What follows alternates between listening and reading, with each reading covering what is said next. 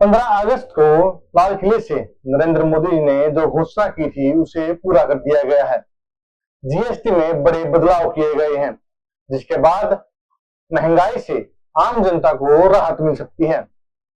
किसानों को भी इससे बहुत ही फायदा होगा। नमस्ते, मेरा नाम नीतीश चहल है और आप द पॉलिटिकल मूड देख रहे हैं। टैक्स स्ट्रक्चर में बदलाव किए गए हैं, जिसमें अब केवल 2 मुख्य और एक अतिरिक्त स्लैब रखा गया है। जिसमें सबसे पहले है 5% वाला स्लैब, जिसके अंतर्गत सभी जरूरी सामान तथा सेवाओं को रखा गया है।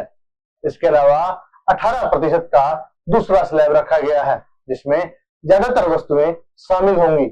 40% का एक मुख्य स्लैब बनाया गया है, जिसमें सभी प्रकार की लग्जरी वस्तुएं तथा हानिकारक वस्तुओं को रखा गया है, जिसमें कोल्ड ड्रिंक और सॉफ्ट ड्रिंक्स शामिल होंगी, जो अब महंगी हो जाएंगी। सिगरेट, तंबाकू को भी महंगा किया गया है। आम जनता को इससे बड़ी राहत मिल सकती है, क्योंकि रोजाना की वस्तुएं, दूध, पनीर, दवाएं आदि को टैक्स फ्री कर दिया गया है या फिर केवल 5% के टैक्स पर ही रखा गया है। लगभग 90% से अधिक जनता को इससे लाभ हो सकता है। टीवी, एसी, सीमेंट और गाड़ियों पर जो 28% तक टैक्स लगता था, अब केवल 18% ही लगेगा, जिससे आम जनता को बहुत ही फायदा होगा।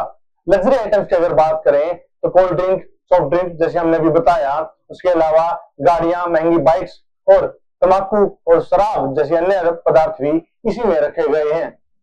किसानों को भी इससे बड़ा फायदा होगा। किसानी में जो वस्तुएं चाहिए होती हैं, उन्हें भी सस्ता कर दिया गया है।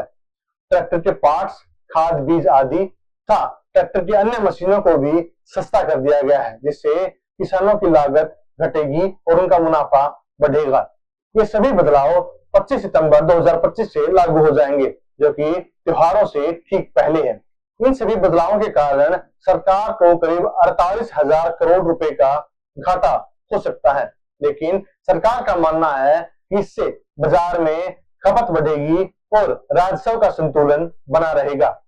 आप इसके ऊपर क्या सोचते हैं, हमें जरूर बताएं। क्या आपको लगता है इनसे जनता को कितना लाभ होगा और आप तक इन सेवाओं में किस प्रकार के लाभ पहुंच सकते हैं? धन्यवाद। देखते रहें द पॉलिटिकल मूड।